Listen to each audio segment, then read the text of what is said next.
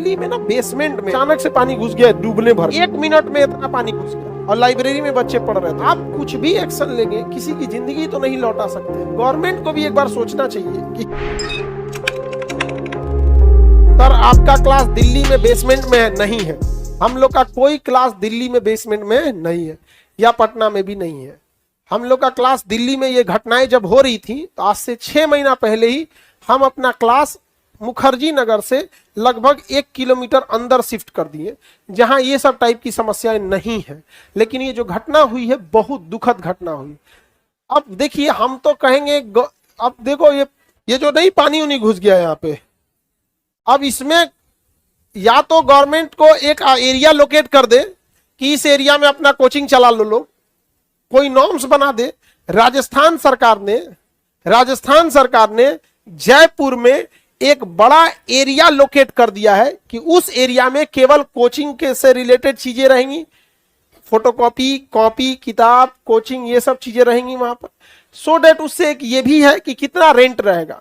Government को भी एक बार सोचना चाहिए कि किसी एरिया में कोई कोचिंग खोलता है वो क्या रेंट देगा, कितने एरिया होंगे, क्या स्टैंडर्ड रहेगा, ये वो खुद ही डिसाइड करता है। तो इसमें बेटर रहता कि एक एरिया डिसाइड कर देते सो डेट कि स्टूडेंट को भी उस एरिया में सस्ता मिलता। ये एरिया में आपको जितना मांगा जाएगा आपको देना पड़ेगा, ये आपकी मजबूरी बन चुकी है, क्योंकि यहाँ कमर्शियल और एजुकेशनल एक्टिविटीज दोनों साथ चल रही है। सपोज कीजिए कि अगर किसी को ये कह दे कि आप सारे टीचर लोग इस जगह पे जाएंगे और वहां वो लोग पहले से 2 साल 4 साल का प्लानिंग लेके स्टेशन या बस स्टैंड या जहां कहीं भी फिट के, जैसे राजस्थान गवर्नमेंट ने किया, थोड़ा कंट्रोल रहेगा। रीजन क्या है कि किसी की जान चली गई, कोई जल के मर गया, उसके बाद एक्शन लिया जाए। तो आप कुछ भी एक्शन लेंगे, किसी की जिंदगी तो नहीं लौटा सकते। हाँ? अब ये हम लोग का भूकंप रोधी है, नहीं भी रह सकता था, देख रहे हैं, नहीं भी रह सकता था। यहाँ पे जितना साइड में पिलर देख रहे हो, पिलर को देखो किस काम का है, देखो तो है, सारा वाइब्रेशन रोक लेगा। भूकंप के टाइम पे सारा वाइब्रेशन रोक लेगा। नहीं हो देते हम पिलर, नहीं देते तो क्या चलता, एडवेस्टर रखना था तो पिलर पे भी, लोहे के गाटर पे एल्वेस्टर रखा जाता है, एकरा पे काहे रखते, नहीं समझे।